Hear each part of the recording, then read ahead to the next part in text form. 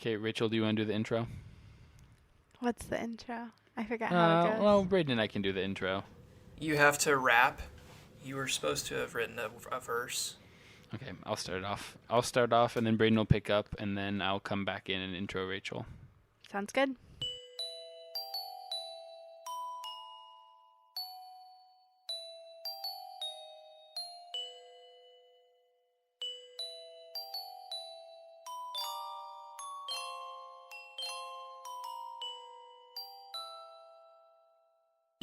Hello and welcome to episode 13 of A Muggle's Perspective. I am Rogge, your host, and I have here with me my friend Braden, who I think can safely be described as a muggle. Yeah, I'm still a muggle. How's Yeah. it going? Yeah. I'm doing pretty well, Braden. This is a especially fun episode for me because we are joined by my lovely wife, Rachel. Hi, guys. Hey, Rachel. Hey. Rachel was our first patron, and because she is in the wizard tier of patrons, she gets to come on to one episode per book. So this is her chosen episode. Rachel, tell us about your experience with Harry Potter, where you fit in the fandom, all that kind of stuff. So I did not have any experiences with Harry Potter when I was younger. I saw the marathons occasionally would be on ABC Family, which is now Freeform Codswallop. Guys, wait, did you know that ABC Family / Freeform sold the rights to Sci-Fi, and that's who shows Harry Potter marathons now? Really? Yeah. Do they still call it Freeform? Freeform is still called Freeform, and that's a Okay, channel. then I still don't watch. Okay, but the Harry Potter movies are now on Sci-Fi. Like the Sharknado channel. Okay, now you have my interest. Okay, keep talking. Okay, so you never watched them. Now, was this because your family knew they were evil? You weren't allowed to? I was not allowed to watch them when I was younger. Good. That is true. So that's just not something we were interested in. We were more Star Wars, kind of that thing. Sharknado, giant spider movies. Yeah. So when I got into college, I met Rogge, and he realized that I had never seen them before. And so we started watching them together. And then our relationship grew into an actual relationship rather than a friendship. And then we just like Harry Potter together. I finished the last book on our honeymoon. So you're saying that Braden and I are going to end up getting married because of this? Nope. We just did. I That's wouldn't all. be so sure. I'm pretty sure. So who... This is 2018, Rachel. Yeah, come on. Braden. So up to this point in the books, who would you say is your favorite character in the Harry Potter series? Honestly, I think I'm going to say Colin Creevey. Wow. He is just so excited about everything that's going on. Like, he's a full-blown muggle, so he has no understanding of what's happening. It's kind of like Braden reading through the books. Like, he's just in awe of everything that's happening. And, like, yeah, he's a little annoying, but he's just super cute and just really wants to experience everything to the fullest and is just happy and excited. And I like that pure joy about him. Yeah, he's a good avatar for the readers. I mean, if you were there, you'd be excited about everything, too, if we were there. So I think that's fair. Do you not agree, Braden? You don't think that's a fair answer? I can't disagree with any of Rachel's points. At this point in my little knowledge of who Colin Creevey is, he really annoys me. So when she first said that, I was like, really? That's your favorite character? But, I mean, I'll give him time.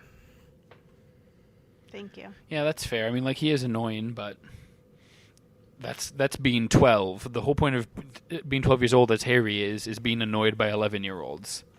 It didn't really bother me until the Quidditch practice and he started taking pictures of Harry. Which, like, I get it, basically your favorite athlete is out there practicing, like, you're gonna pull your phone out and take some pictures, but... I mean, he's got a full-on old-timey camera. Yeah, and, like, the sound it's making is, like, catching the attention of other players. It's clearly a distraction. Like, you gotta reel the fandom in here a little bit. That's fair. So you are a Colin Creevey fan. Do you have a house that you associate yourself with? I'm definitely in Gryffindor. Why? I am not smart enough to be in Ravenclaw. Oh, you're very smart. I am not nice enough to be in Hufflepuff. And I'm not mean enough to be in Slytherin. So I'm a solid Gryffindor. Yeah. I think that the personalities. Is that how you decide? Are those the criteria? Have you taken the quiz on Pottermore? Who are you asking? Rachel. Oh, I'm so sorry. Yes, I have taken the quiz on Pottermore, and I got in... placed in Gryffindor. Okay. Well, there you go. All right. Yeah. Where dwell the brave at heart. So, as a true Gryffindor, you have volunteered to be our first guest, our first patron to come on the episode. So, besides that, I mean, the episode's going to be pretty much run the same way. We'll talk through the chapters, and just when Rachel has stuff to chime in, then she'll have to shout us down and try to get a word in edgewise. You know, Braden's really talkative. It can be hard to get your own thoughts in there, so I get it, Rachel. I feel you. But we're just going to kind of do the same thing we always do, listeners. We're going to talk through the episodes. We're going to do the Chamber of Sea quotes. We're going to do Braden's going to have a beef. I'm beefing.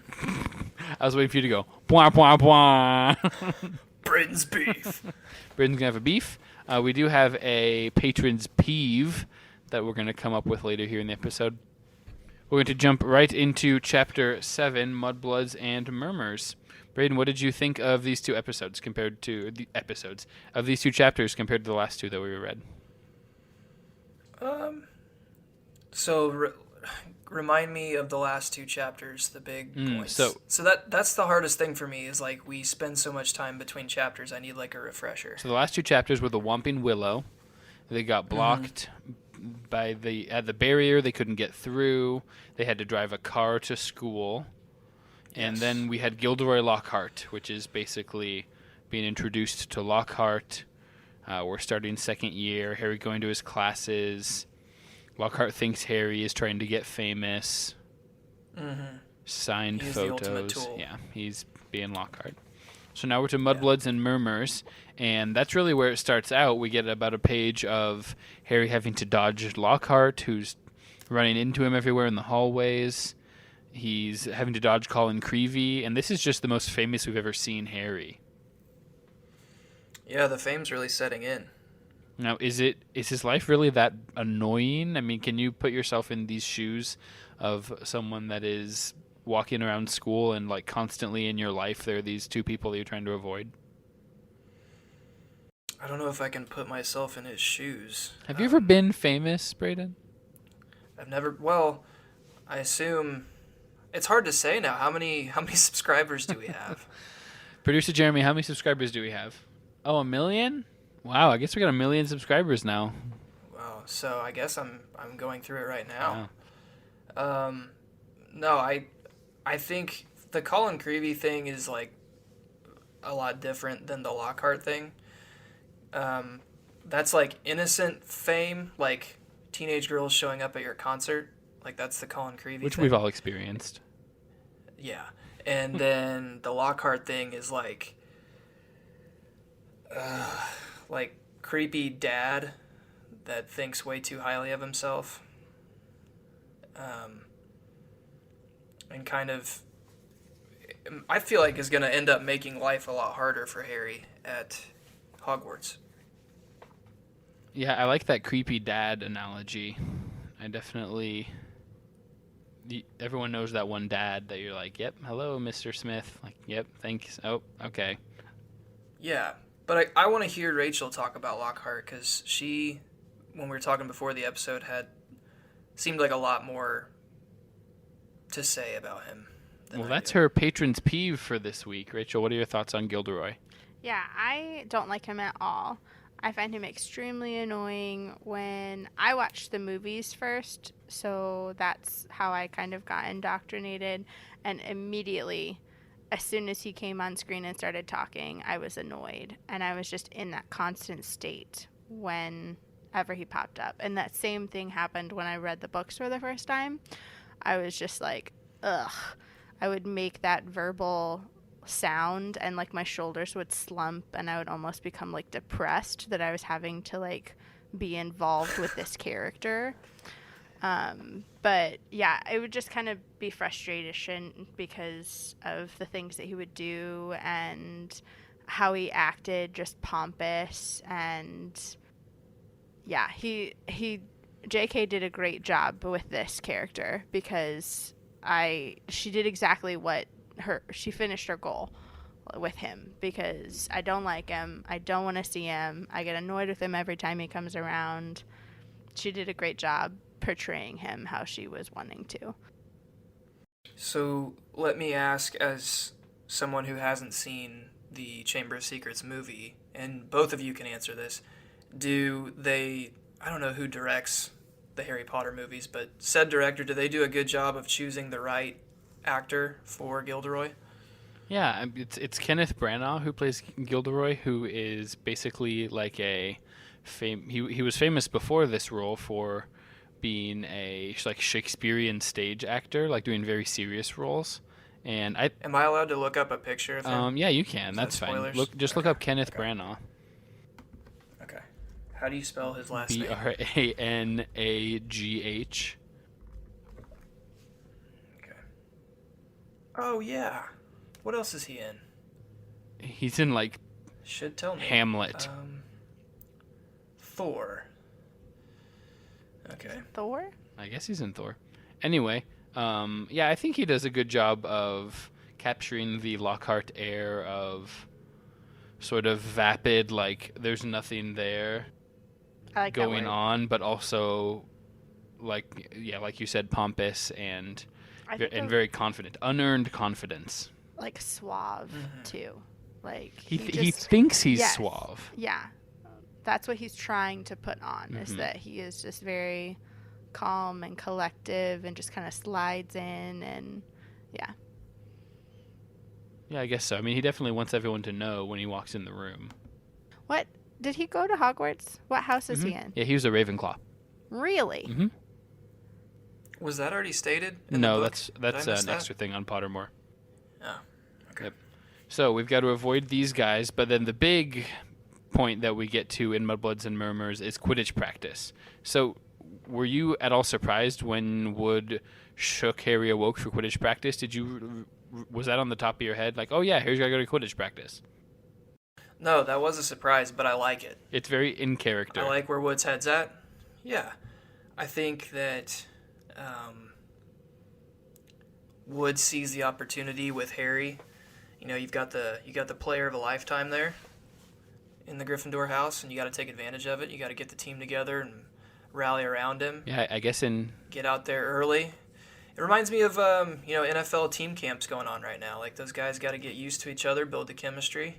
The earlier you get out there, the better. The guys that are like holding out, waiting for a better contract, are going to be a few steps behind.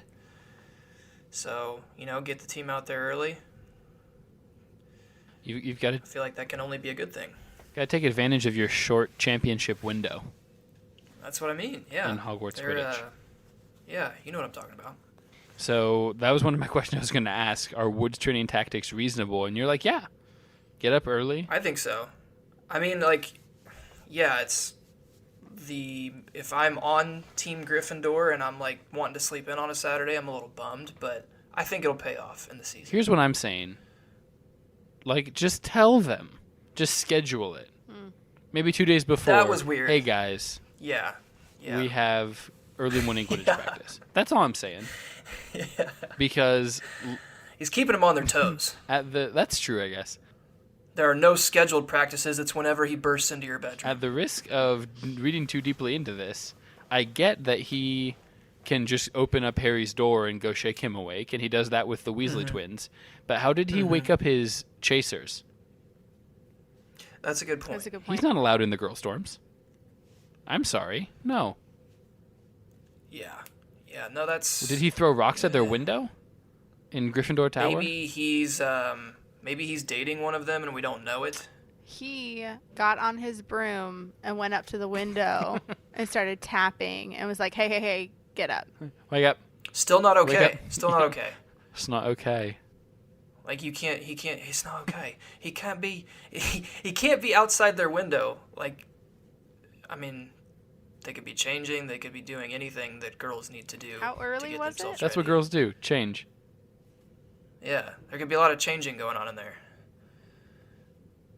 Harry says to Oliver, "It's the crack of dawn." It's at the break of dawn. Yeah. What girl is getting up changing at the break of dawn On a Saturday? on a Saturday? Ones that are trying to get out to watch famous Harry Potter play Quidditch. Gotta look good for that. No. Heard that. Braden heard it. Wish I didn't just hear that, but I heard that. So, reasonable. We've got to be ready. Wood, so we get some Wood, like, speeches, as Wood does. He goes on and on about what the What is his tactics first are going to name? be. Oliver. Okay. Oliver. So, we're on page 108, 109. So the bottom of 108, Wood says, "Now listen here, you lot," glowering at them all. "We should have won the Quidditch Cup last year. We're easily the best team. But unfortunately, owing to circumstances beyond our control." And he's like just blaming Harry here for them not winning the year before. Is that fair? Does he really blame Harry for this? Okay, so I saw this question on the rundown, and I thought, my first reaction was like, no, that's not fair. But what else would you blame it on? I mean, like, do you have to blame? It's just like, yeah, this happened, and like, I'm sorry Harry defeated Voldemort, like, saved the world.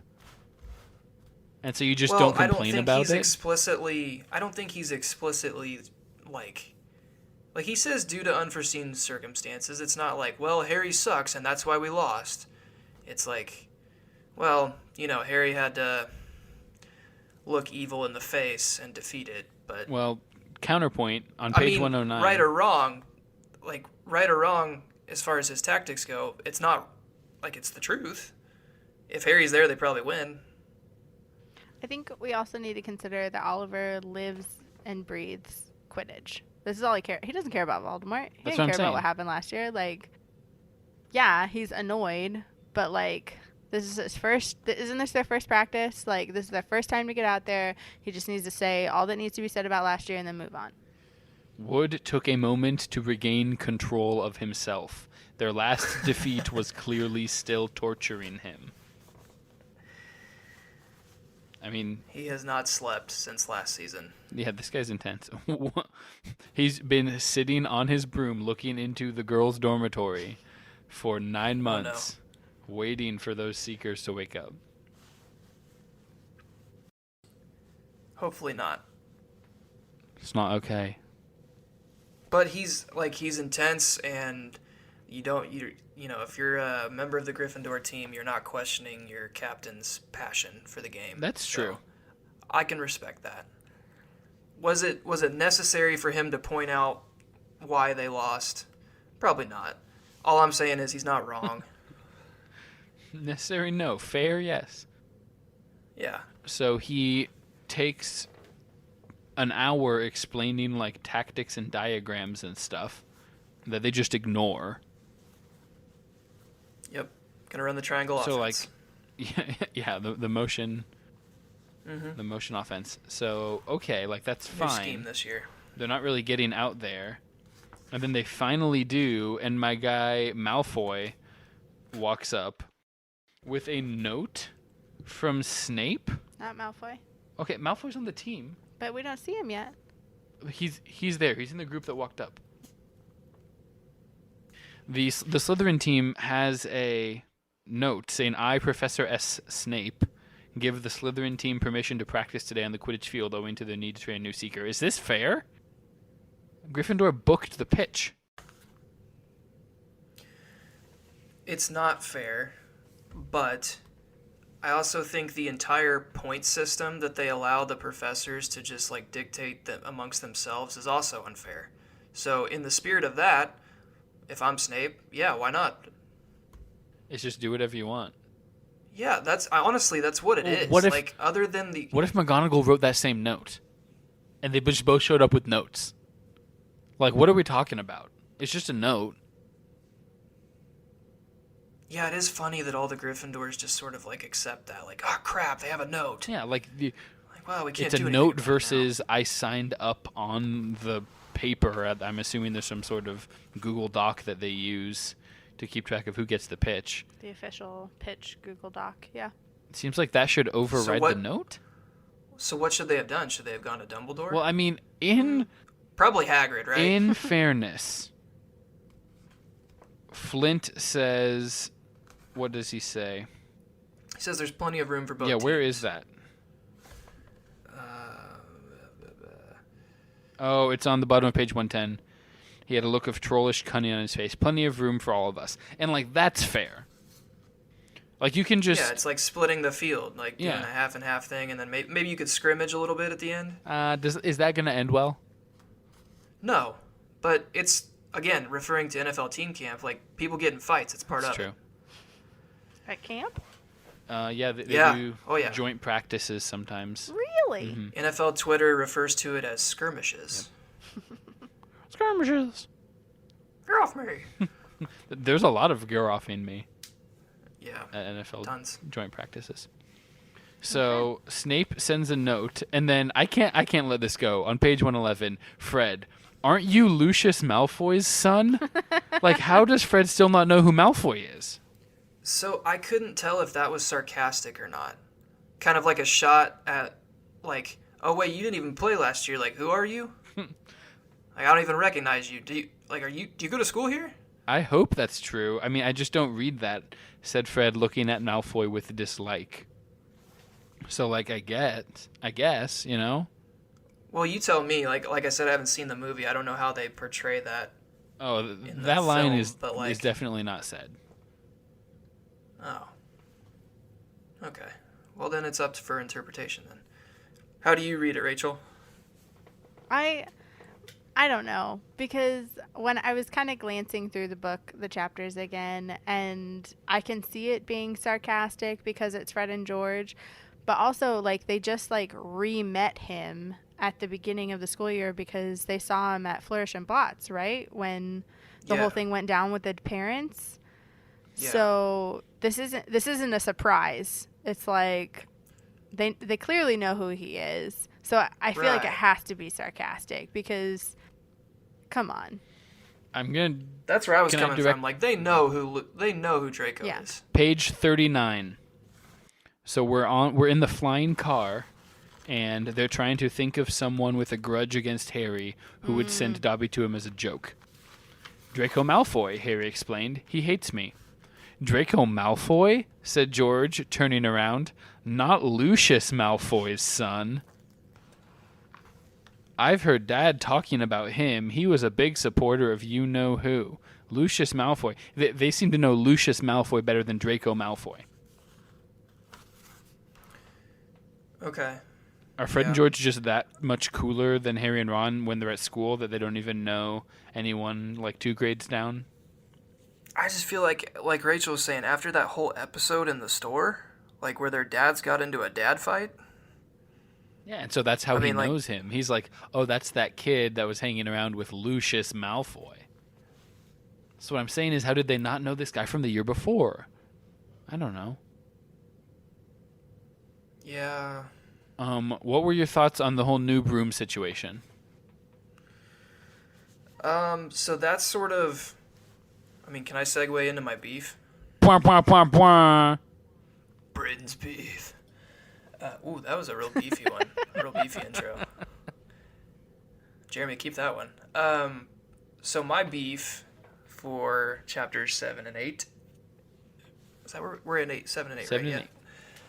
and 8. And this is more of an open-ended one, so it's more like Braden's beef? Question mark. Braden's beef? Yeah, there you go. That Sound one. like Pluto. Or Scooby. Oh, that's probably better. So if broomsticks really create or have the potential to create an advantage, shouldn't every Quidditch player in the House Cup have to use like the same brand or the same, like all Seekers use the same broomstick, all Beaters use the same broomstick, right? Like if you're sponsored by, I don't know, Nike or something, like Nike provides all the sticks, and if you play a certain position, you use this stick. I imagine you saying sticks and it has like an apostrophe in front of it. Like you don't want to say broomstick. Oh, grab him a stick. and head out to Yeah. the pitch. Quidditch slang. Rachel, thoughts? Now, yeah, what are your guys' thoughts on Well, that? don't in high school, like, not all the kids have the same cleats. Well, I went to a very tiny high school, so, like, I mean, I played lots of finger quotes here, quotation marks. I played volleyball for a year, and so, like, I did not have the same quality of things that, like, other people on the team did. But Okay, so I thought of that. do those give the same competitive advantage? That was my point. Because I immediately thought of like bats in baseball or softball. Like you can buy a $400 baseball bat or you could buy a $100 baseball bat. The $400 one might be better, might look nicer. At the end of the day, if you're not a good hitter, it really doesn't matter what bat you're using.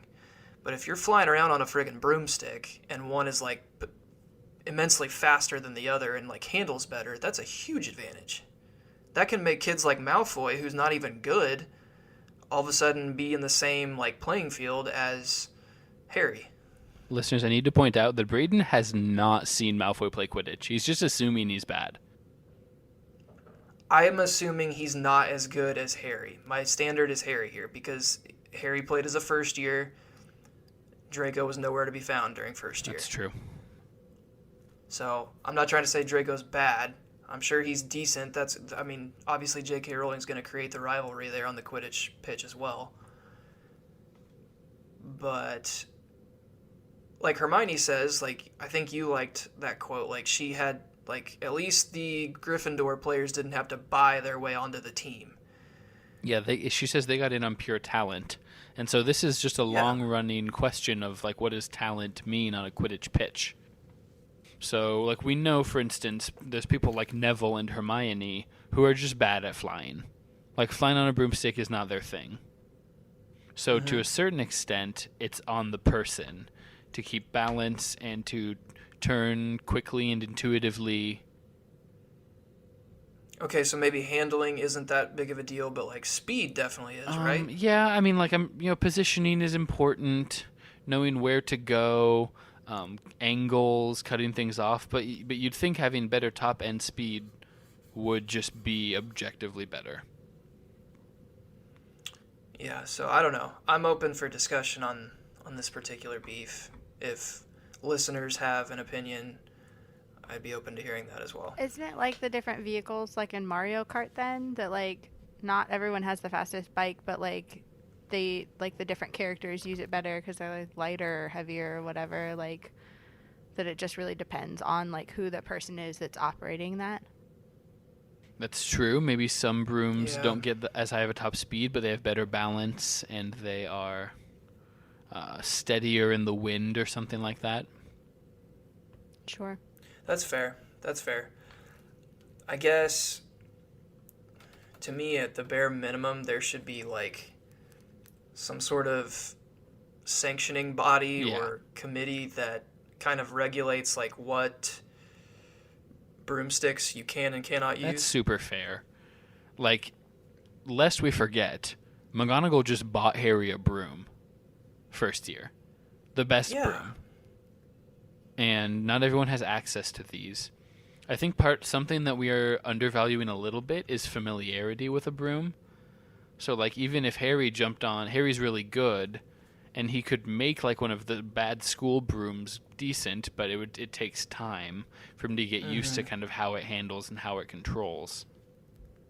And so that's why they don't just give school-issued brooms, is so that people can practice at home and that kind of thing. And then just usually parents aren't going to buy their kids the world's nicest broom. But there should be someone telling Malfoy's dad that he can't do that. Yeah, no, that's definitely like that's a booster thing. Like he shouldn't be able to buy that stuff for the team. He should be able to buy that for his kid, but Well, how else is he going to get Draco on the team? He's no other way. That's my point. I mean, this probably only happens in Slytherin, right? Yeah. Can you see the Hufflepuffs doing this? Dude, in my mind, like, Hufflepuff and Ravenclaw don't care that much about Quidditch. Ooh. That's probably totally wrong. It is. But, like... They're just off page. I mean, we only talk about Slytherin and Gryffindor, so... Yeah, I mean, like they have pride. They care about their own teams. We see Gryffindor and Slytherin play against them. So, I mean, they win and they have captains and strategies and that kind of stuff. So, you kind of hit on the quote that transitions us into the next part of the chapter.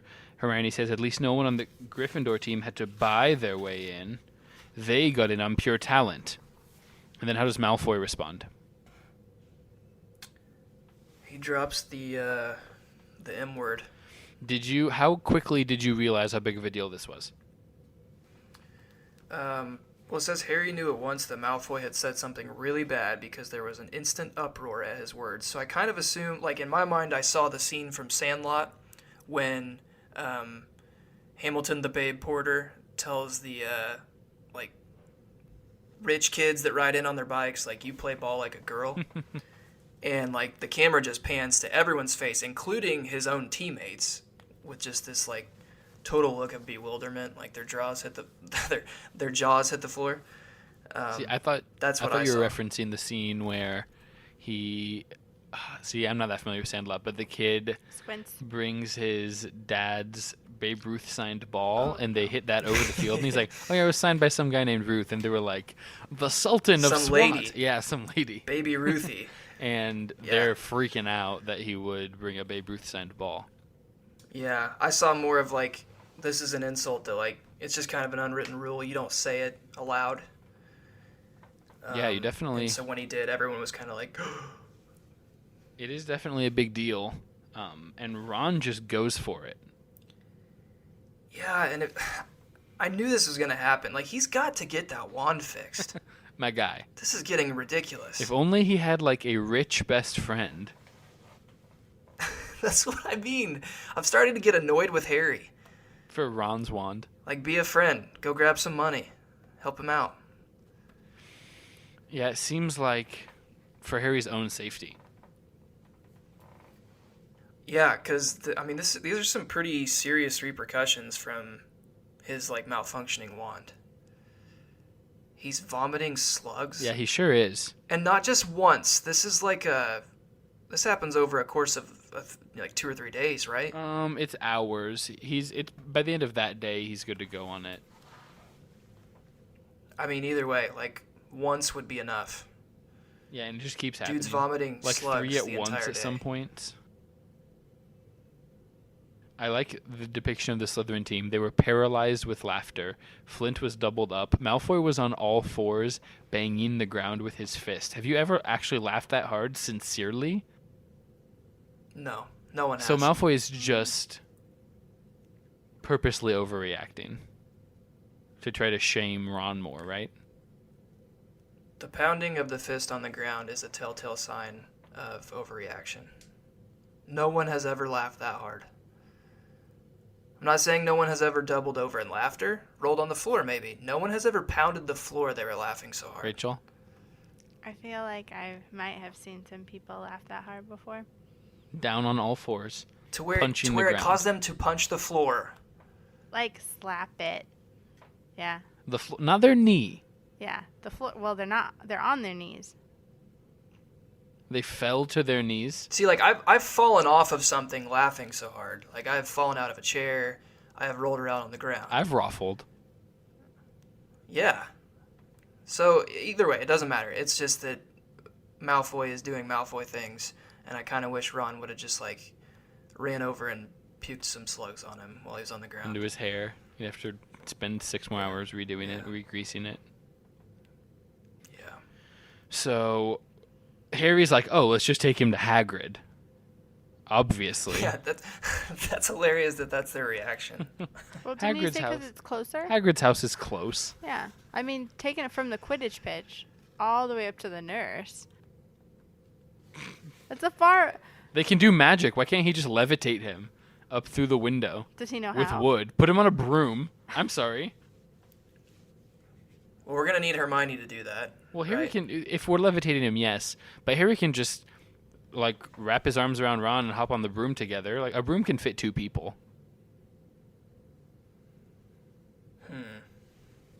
Well, for context sake, I have no idea how far the nurse's office is from the Quidditch pitch. That's far. On foot, I'm thinking at least 20 minutes. Seriously. Oh, yeah. This is like one side of Grace College to the other.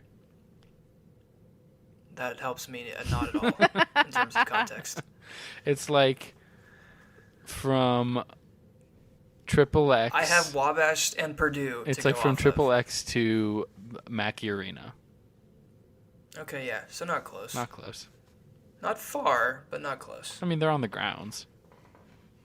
So I like, there's actually a line from the movie that I really appreciate that Hagrid says here when they get there. He says, "Oh, this calls for specialist equipment," and slams a bucket down in front of Ron. Yeah, like, quit vomiting in my wooden Hagrid. house. So we get some conversation about this whole term mudblood, and I just want to know what your thoughts on it. Does it surprise you that Malfoy is this guy that's going to say mudblood? No, I'm thinking that's probably a word that he's heard around the house. I'm thinking Lucius throws that one around quite a bit. And no one really explained to him that that's not something you say in public. Now, are there any And so Malfoy's parallels you're making Malfoy's here? thinking he's tough. I heard you say the M word. That makes me think of the N word, obviously. Is that what you'd say is kind of the parallel? Yeah, I felt like the way J.K. Rowling wrote it, it kind of had like almost a racist feel. Yeah. Like, just, I don't know, putting it in context of the situation, it kind of seems, and just talking about, like, it's a direct shot at, like, your bloodline. Yeah, like, who cares about bloodlines, So you know? it, Not non-racist Right. people. well, and, like, Ron explains well, like, why that has zero relevance to anything. It's just like a ignorant comment. Ignorant. Ignorant. I don't think I would. Disrespectful. I don't think I would go so far to say is that Draco like doesn't know the, like he doesn't know like the full effect of it. That he's just like heard it around the house. I think that he knows like exactly what it is, and he purposefully said it to either make himself seem like a bigger guy, and just to like kind of Yeah. like drive the knife in to like make her feel like trash. I mean, why do racist people say racist stuff, like, to people? Just for shock value, to make yourself feel important. Yeah. I was likening it more to like, you're a little kid on the bus and you hear like a really serious cuss word for the first time. Like you hear it in Like, context "Get and you off understand me." what they're saying. Yeah. And so you go in, you get in a fight the next day on the playground. You're like, you know what? I heard that real bad word and I know it's like real bad. So I'm going to drop this one on him. And it's more like you kind of understand. I don't know. Maybe you're right. Malfoy maybe have like it does seem like he knew exactly what he was doing using that, but But you're inclined to give Malfoy some benefit of the doubt here. True. I mean, you as in Braden. I'm trying to keep in perspective. Good. They're Muggles 12. perspective. Yes, I'm trying to keep it in Muggle's perspective, as the editress Jessica reminds me to do so. He's 12, so Can 12-year-olds be racist? I think so. I think they can be raised to be racist. Racist?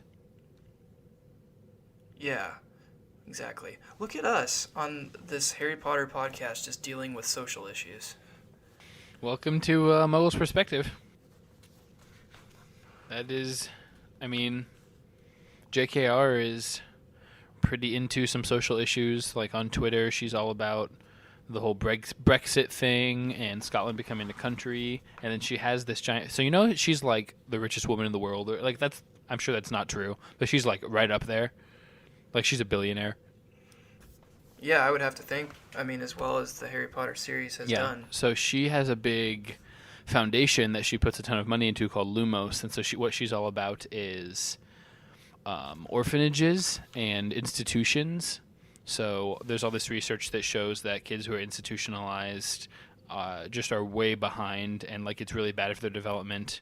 And there's a bunch of orphanages in third world countries that will take kids that are not orphans just from their parents and just throw them in there, and to get like, you know, people, tourists from the United States basically to come and like volunteer there and give them money, and they're just like making money on it, like for-profit orphanages. So anyway, she's really big into that. So all of that to say, yeah, social issues, it's not just all lighthearted and magic spells and stuff like that.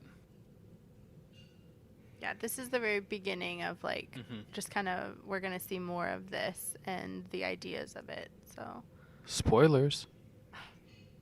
So you're saying like J.K. Rowling is specifically writing this with like a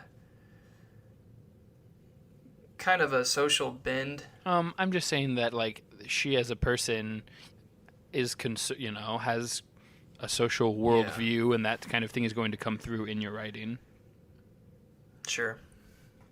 So she doesn't shy away from putting those kinds of issues in a world. I mean, I think it's realistic. You're in the wizarding world, and there's people who are racist in our Muggle world, and there's going to be racist wizards.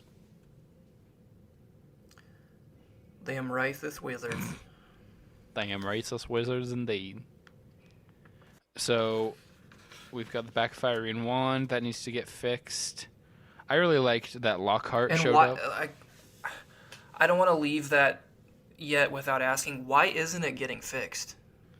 I mean, we're still just stuck with what Ron said a couple chapters ago, that there's no way his parents are going to buy him a new one after he crashed he crashed the car. If you don't crash the car and then go. I still just can't get over the fact, I still can't get over that the professors and the people in administration are like okay with that.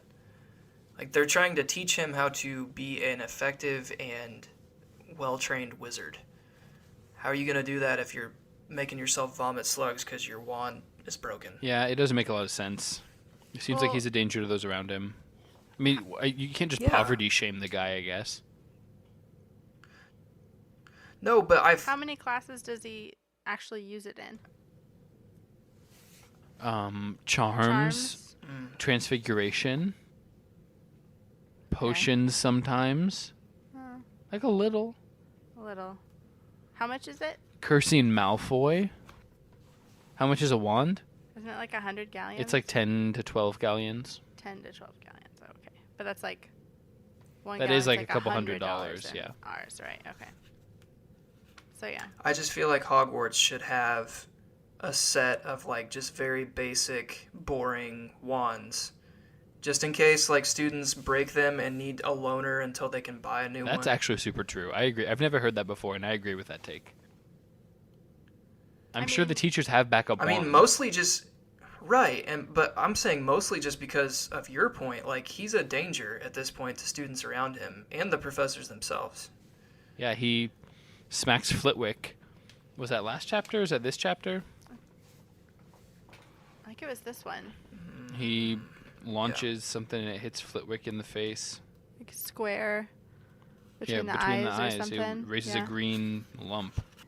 But yeah, that's a good point, Braden, having like spares and stuff. Because I mean, Rogge taught, and like he had extra pencils and pens and erasers, and I mean the kids would have to like turn something in to get it, but their phones usually for a Sharpie, something valuable like a Sharpie. I'd make them give them their phones up. So Lockhart is around. Does Hagrid's not big into Lockhart? ugh.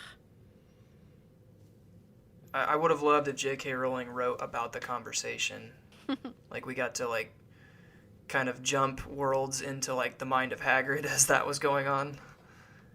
Like, he's just imagining calmly, like, pulling off his fingers and limbs. Yeah, like, as he's, like, it's showing Lockhart talking, and the sound of his voice just sort of fades, and you're looking at Hagrid's face, and he's just sort of, like, dazed. And then you go into what is like Hagrid's imagination, and he's like just like you would like flick a little paper ball across a desk, like he just flicks Lockhart's head off of his shoulders. Feeds him to Fang. Yeah. So Hagrid does reveal something to us about Lockhart on page 114, specifically. I think it's page 114. That's what I wrote, was that it was page 114. It could be page 1... Oh, it's page 115, excuse me. He was the only man for the job, said Hagrid, offering them a plate of treacle fudge. And I mean the only one, getting very difficult to find anyone for the dark arts job. People aren't too keen to take it on, see? So it's not that Lockhart convinced Dumbledore that he was awesome. It's that Dumbledore could literally not get anyone to come do this job. That made me feel better when I read this because that was a question in my mind when he announced that he was going to be a professor. I was really starting to question like Dumbledore's interviewing skills. He hired Voldemort last year on accident. Yeah, like maybe we need to get a committee in there, but Get this makes McGonagall sense. in on the interview process. Yeah. So, do you think that there's a chance the job is actually jinxed? I mean, I think it's like a job, a position within Hogwarts that he who shall not be named is very interested in. I'll just say that. What does that mean? I think that I'm trying to think how to like phrase it. I think this is a position that Voldemort pays attention to. I think it's probably whoever is hired, he or she probably has some strange things happen to them. Maybe, I don't know, I just feel like Voldemort is pretty involved behind the scenes with whoever's in this job. So, yes, Voldemort jinxed the job, is what you're saying. I don't know if jinx is the right word. I just think he's like... I mean, yeah, I guess it comes out to the same thing. He makes he's sure lurking. it goes weirdly for you. Yeah, exactly. Interesting. A couple other things in this chapter before we move on. So we do get to see some detentions, which I had this question. Which one is worse? Cleaning trophies with Filch or answering fan mail with Lockhart? Rachel, which one is worse to you?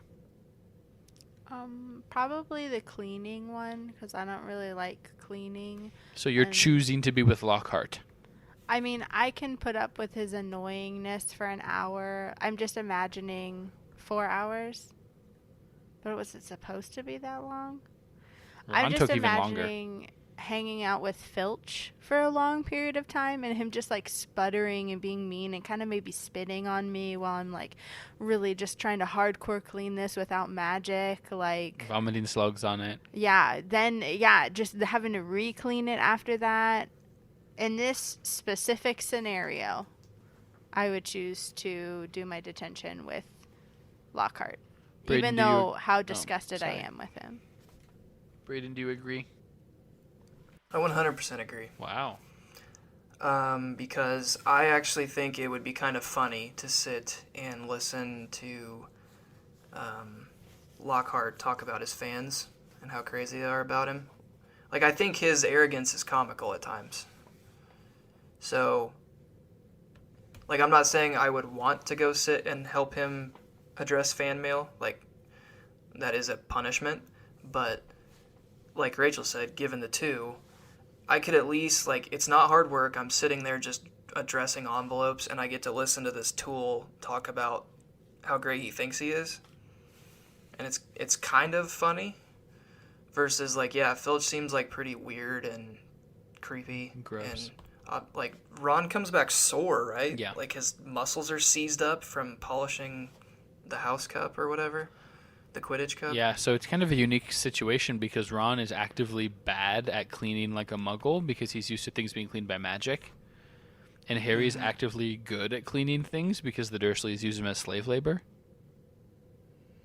Now, if you ask me what I would want to do if I'm Harry, obviously, like, I totally get why Harry is, like, dreading this. Why? Because Lockhart wants to, like, act like they're one and the same. Like, he understands what Harry's going through, and he doesn't. I mean, he needs to give Harry useful advice like fame is a fickle friend and Famed fickle friend Harry, or celebrity is as celebrity does. Remember that. It's a good one to get tattooed, I think. Just a reminder. Oh, yeah, that's right. Celebrity is as celebrity does. Good point. Right on the shoulder. What would Gilderoy do in this situation? WWGD. Yeah. So before Lockhart lets Harry out of his own accord, Harry hears, come to me, let me rip you, let me tear you, let me kill you. What's going on here? This is one of your predictions. What is this voice? Voldemort. It's Voldemort. Harry is hearing Voldemort. Yep. Because I think there's that familial relation, man. We're talking about the heir, later on. The heir to the Chamber of Secrets or whatever. Mm-hmm. I think there's some sort of weird, like I said from the very beginning, Star Wars, Luke, you are my... Yep, that's the quote. I totally dropped that. Luke, you are my father type thing. I think there's some sort of weird relation between Voldemort and Harry. So basically Harry's hearing this voice because of his weird Voldemort-Harry relationship? Yes. And that's putting a speaker in Harry's head that no one else can hear? Well, why is... It's an invitation. That's the weirdest part. Right? What is the exact quote? What page is that? 120. Come to me. Let me rip you. Let me tear you. Let me kill you. Just a side note, this is the one, when I read that, it was like a light bulb going off, wait, this is a children's book, right? Yep. This got real. Yeah. Rip, kill, tear. I mean, we get more of it in the next chapter, but I kind of wanted to get your take on what's going on here in a basic sense. Harry's hearing... I'll be honest, Voldemort. I had no idea what to do with it, other than I do think it's Voldemort's voice that he's because only Harry can hear it, right? Yes. So that's what... I don't know. It could be totally ridiculous, but I felt like it pointed me back to my original feeling of there is some sort of weird relationship between Voldemort and Harry, familial or I don't even know. Yeah, that's fair. Do you guys have any vague foreshadowing things to say? Come to me.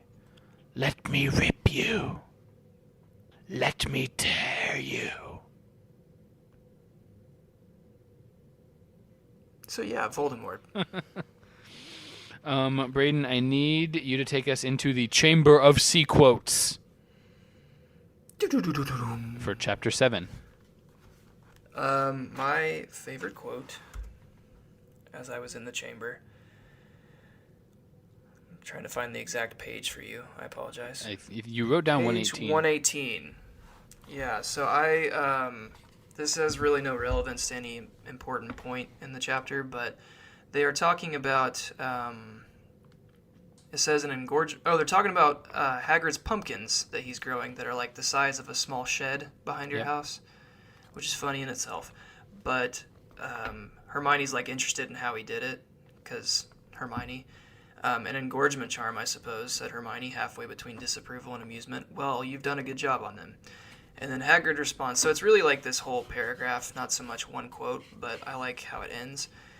He says, "That's what your little sister said," said Hagrid, nodding at Ron. "Met her just yesterday." Hagrid looked sideways at Harry, his beard twitching. I'm trying to twitch my beard right now.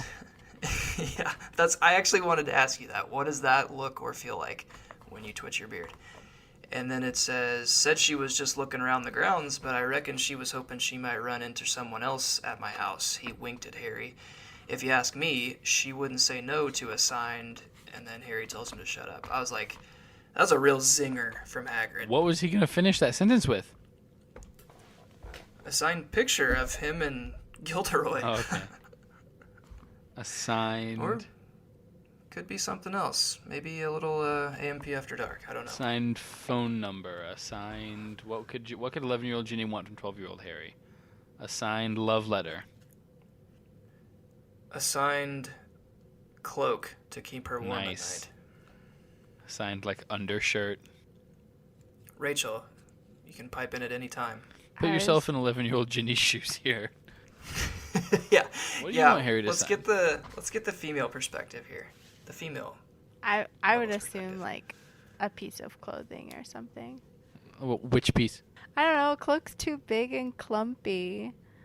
That's what I was A thinking. signed Gryffindor sweatshirt that smells like Harry. No, they don't wear sweatshirts. I don't know. When we were dating, you let me borrow a sweatshirt, and that was nice. But I think a cloak would be too much. So what would it be? So what's the wizard equivalent of giving a sweatshirt then? Is what I'm asking. I thought that would have been a cloak. It would.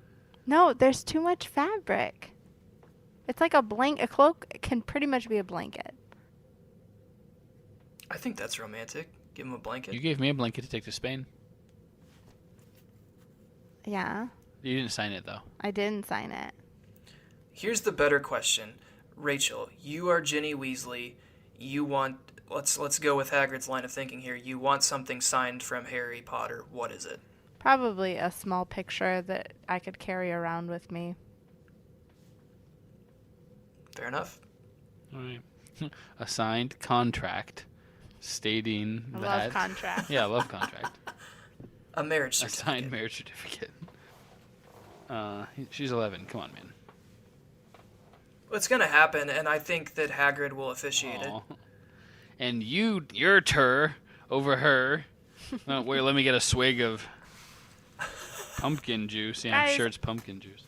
I was so proud that Hagrid's drinking didn't get brought up until an hour into this.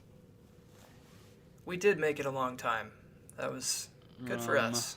Yeah, not a lot of drunk Hagrid and mudbloods and murmurs. He's pretty sober. But we are on to Chapter 8. We do want to give a patron shout-out. I just have written down Logan Hayes. Just says Logan Hayes. Shout out to Logan. Logie. Yep, Logie. Logan's one of our patrons. He's the one that came up with the idea for Braden's briefs. And he has been involved in some other podcast-related ideas, so we've appreciated that. Thank you, Logan. Thanks for sponsoring us, Logan. Thanks, Logan. Thanks, Logan. You're also a sponsor. What do you think? I guess you're more than a sponsor. I just wanted to throw it out there that I wanted to be sneaky when I did it, so I put my name down as Molly Weasley, but I put my personal email, so like it was Molly Weasley with Foiled again. my name, email, pretty much. So Yeah, producer Jeremy and I are a little too quick for that one. yeah, Couldn't pull the wool over our eyes. yeah. Well, you're kind of Rogge's life sponsor. Aww. So true. So we got one more chapter here, the Death Day Party. This one I think maybe a little bit shorter, a little bit less to talk about. My first Yeah. question is, so Fred and George go and spy on Slytherin's brooms. Are you worried about Slytherin? Do you think they're I going to be am. better at Quidditch than Gryffindor? I do. I think they're going to be really good. I think when you've got a full team of speed like that, like speed kills. So, Yeah, it makes it tough. I mean, can you I think beat? Can Slytherin you is the team to beat this year. Can you use physicality to match up with that? Maybe. I think so. But Fred and... Because, correct me if I'm wrong, Fred and George are like your physical role players. Yeah, they're the beaters. I mean, they definitely are a little more physical than the other positions. See, they're just like... In the first movie, they're super They're a scrawny. little scrawny. So, that worries me a little bit. I need to get them in the weight room. Yeah, Slytherin is well known too for having beaters that aren't like good flyers and aren't like skilled at aiming. They're just They big just old hurt guys that people. can like Yeah. rip. Yeah. They're the linebackers. Yeah. Yeah. Linebackers are even kind of like the offensive linemen, just like or defensive linemen, just like some hog mollies in there. I'm thinking in terms of like basketball, like the guy you bring in off the bench that's huge to just foul Yep. people. Like he's not good at Yep. scoring or really anything else, but The enforcers. he's gonna make the other team's best scorer think about it every time he drives in. That's So. pretty much my role. Yeah, you were kind of that guy in pickup basketball. I liked you. it. I was fouling Jigsy every time he came in the lane. And that's super important if you're not on Every Jake's team. time. Yeah. Good. So we're worried about Slytherin's new brooms. We get some good nearly headless Nick time here. Do you feel bad for him? Do you think he has a case for the headless hunt? Here's the honest truth. This won't be popular. I'm not super interested in nearly headless Nick. You could take or leave. This chapter Nearly was Headless just Nick backstory. confusing me. What was confusing you? Well, yeah, like it was just like this was just thrown in there randomly. Like I was kind of like what is JK? Why is this relevant? Why are we worried about nearly headless Nick? You don't think it's fun that ghosts are a thing? It is. I don't think it needed to be a whole chapter. Maybe this should have been my beef. Well, there is like little things in here that I feel like will kind of keep us going. Like it's not all just nearly headless Nick. Like there's other stuff in here. Yeah, the quick spell thing caught my interest. What's Filch up to? Yeah, we can go to that. Why's Filch got a quick spell thing? He's had it. He's had enough of these kids He's getting mud in the castle. Filch Googled how to kill children with magic, and this is what came up. And then it was just a picture of whoever the recent like Billy Mays guy is with quick spell. I feel like it's a ghost Infomercials. or something, Yeah. and he's just very flamboyant and yelling. So this is something to keep to stay woke on, as the kids are saying these days. What's Filch doing with quick spell? Filch is being a little extra right now, I think. Yeah. Always. Filch is always extra. Yeah, I did legitimately think he was being kind of extra with this whole... He was freaking out about making an example of Harry, and Harry literally just, like, came inside. And Filch starts biting his head off. He's so mad. Yeah, I was a little worried when he like made him come down to his office with him. Like there's no sort of supervision in there, and Filch is obviously like not mentally stable. Yeah, he was going to give Harry detention. Maybe that's too strong. Can you guys speak to that? Like and I don't want to keep referring to the movie as like the ultimate truth, but is he portrayed as like kind of off his rocker in the movies? I don't really remember Filch from the first one. He's obsessed with cleanliness, catching. He's just really into catching kids like out of bed and doing things wrong. Yeah, see, I think that's He weird. also hates Peeves so much. I think we all do. Yeah, Harry doesn't like him. He appreciates him though here. I was impressed. Nick was like, all right, got to get Harry out of this. Let's go find Peeves, have him knock over a cabinet. That'll distract Filch. Yes, so I like Nick. I want to be clear about that. You just but don't care I'm about not him. super. Yeah, I just don't think he's important to the story. It's like, yeah, thanks. Okay, now leave. Yeah, kind of one of those. So, because Nick helped Harry here, he gets him to commit to going to a Death Day party. Now, I have a question for you here, but I think I know your answer to it already. A Death Day party sounds fun. Oh, get to go see what's up in the ghost world, learn about ghosts, see what they do differently, or it sounds awful. Which one? I think it's the type of party you stop in, say hi, maybe bring a gift, and then get out. That's pretty much what the trio does. Yeah, I think they handled it well. I think if they would have had decent food, Ron would have been in for the long haul. I have a question for you, Braden. When you first read about like them going down and just like the characteristics of like what the party like made them feel like how did you feel like as a reader? Like did you feel like you were like walking into that with them, or like I feel like when I read this, like I felt like I was right there, just like how everything was described, because she gave so much detail to everything that yeah. Yeah, No, I think I would totally agree with that. Like, for whatever reason, the description where, um, when like a ghost like passes through you, you feel like you just took an ice shower. Yeah. Like that, like really resonated with me. And I agree. Like the whole, like it just really painted a mental picture, I guess, of what this would, and it wasn't really what I expected, because obviously, like any kind of, you associate the word party with like good music and people talking and having fun and in a relaxed, happy mood, and it's like the complete opposite. Yeah. So it was, I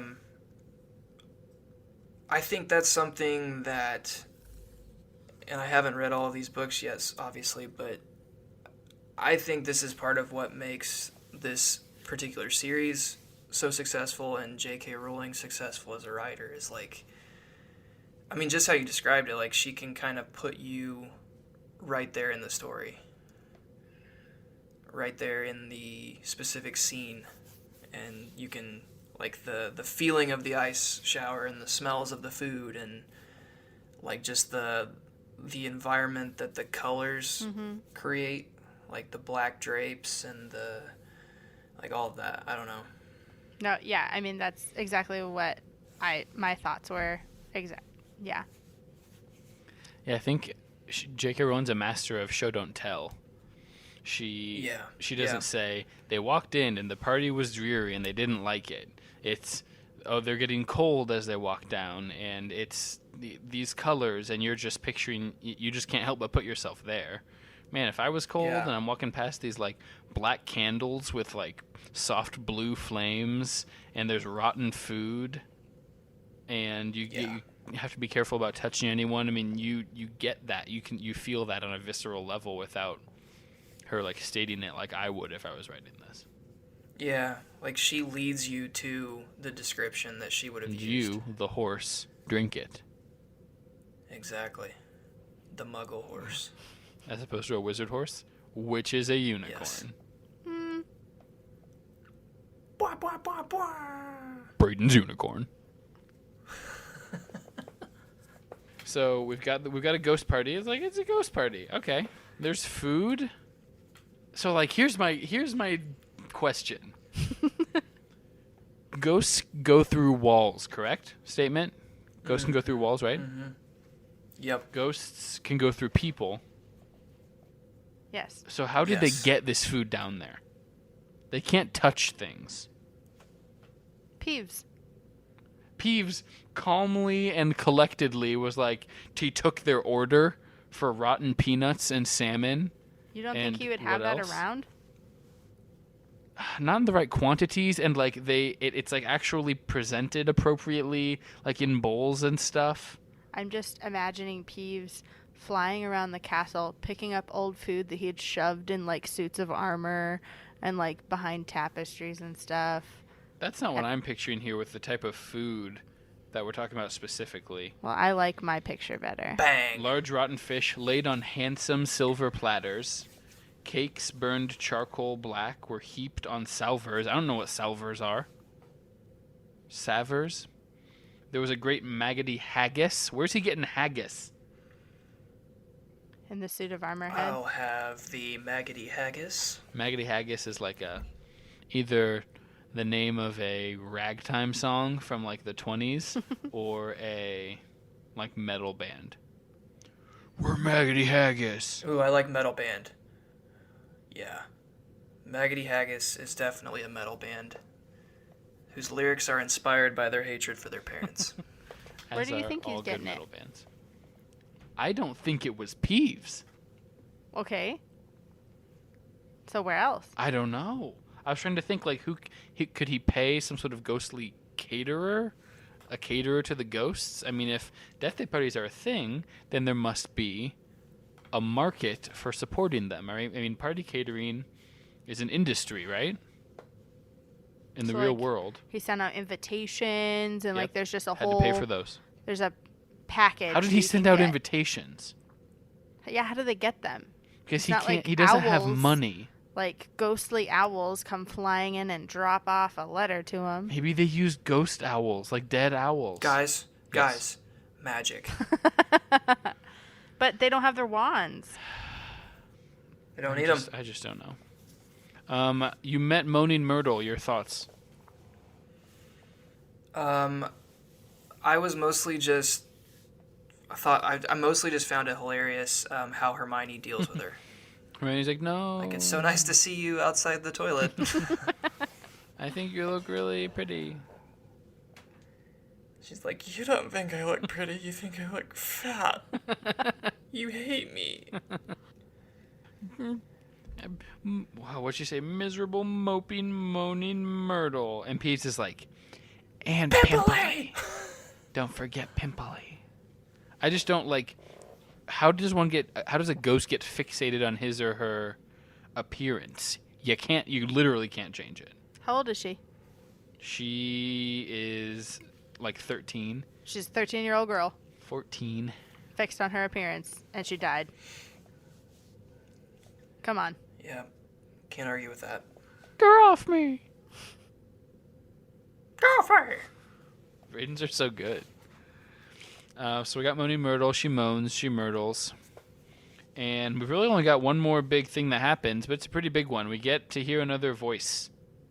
I wrote, always a good sign when you're the only one who can hear a disembodied voice. Can't argue with that. So we get rip, tear, kill. We get so hungry for so long.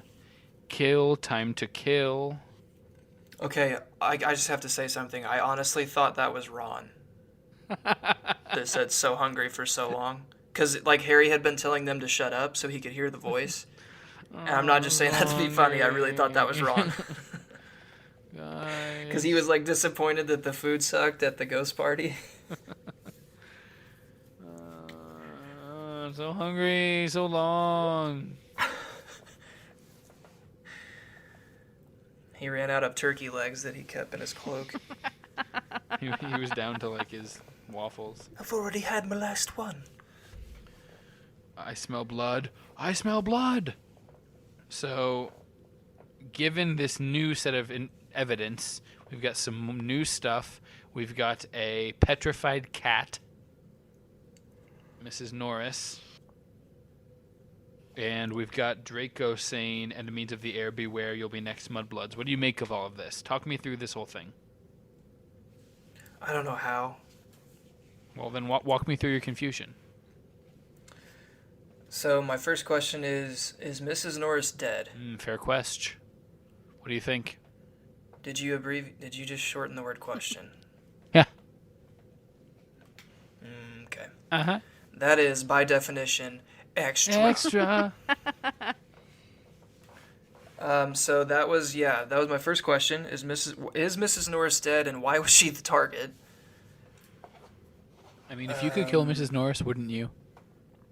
Ow. Put that cat out of its misery. I mean, I don't like cats, but don't be mean. Let's look at quality of life here. That cat is bedraggled, to say the least. Bedraggled. Holy cow.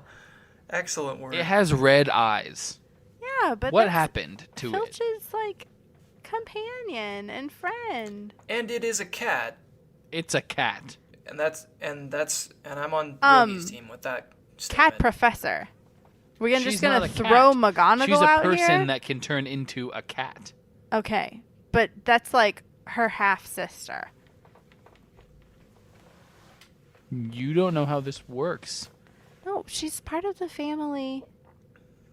I'm just saying you can't be out They here could like, be Eskimo sisters. ugh, like it's a cat. Why don't you want to go on anyways? Like, just be nice. It's not just that it's a cat. Every cat I see, I don't want to kill.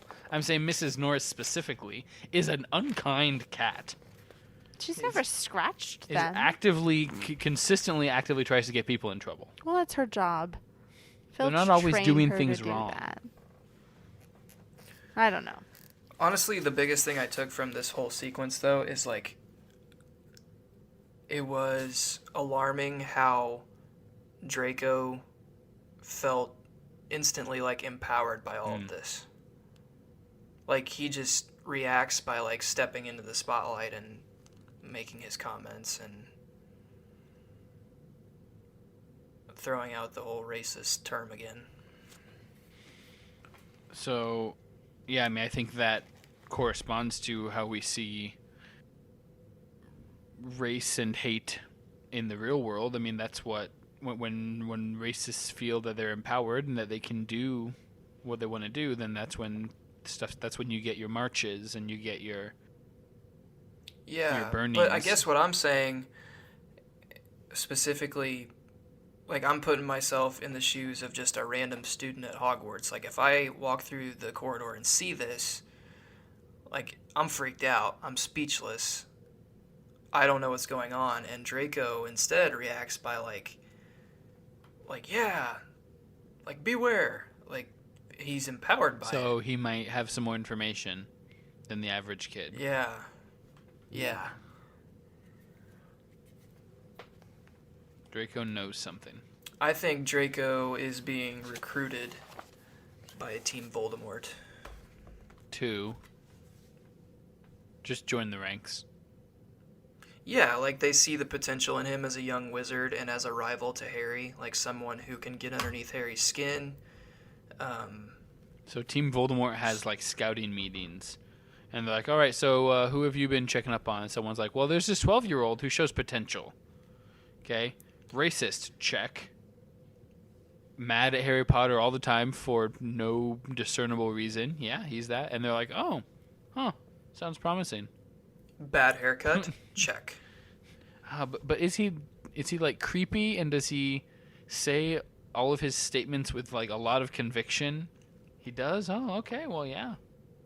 Sign him up, I guess. And I think that Draco is attracted to attention and power. So I think that if we're going with my sort of prediction, I guess, that he's being recruited by Voldemort, you know, that's Voldemort too, right? So, and don't we already know that, like, Lucius was a supporter of Voldemort? We had Fred and George tell us that their dad told them, or at least has talked about him, definitely in connection to supporting Voldemort. Yeah, and he already hates Harry, so I feel like it's Voldemort's like, hey, why don't you join the squad? We can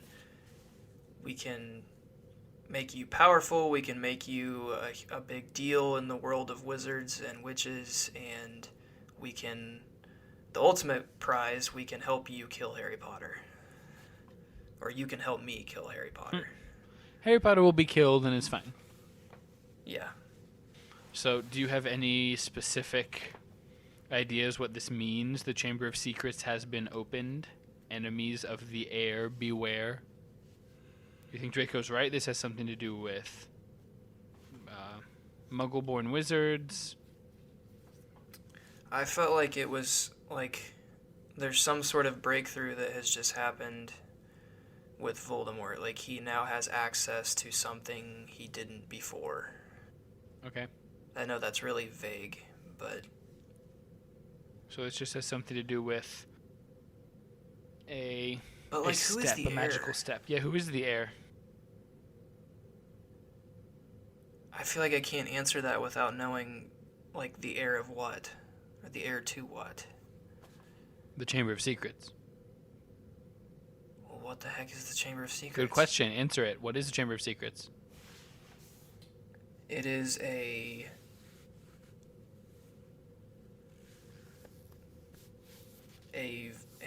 vault of information and spells for the dark arts that could defeat the most powerful wizards. So you get in, I.e. Dumbledore. you get into the chamber, and that gives you the information that you need to take out really powerful good wizards. Yes. Does it just magic into you, or do you have to, like, read some books? Well, it's got... You have to, like, submit to the dark side, I guess, for lack of a better I mean, term. it could be like some kind of sacrifice you have to make. Yeah. They're not just going to give it to you, but... All right. Good. Do we have any... Speaking of the Chamber of Secrets, you were recently in the Chamber of Sea quotes, right? I was. Did you find I was in any, there for quite some time. any good quotes?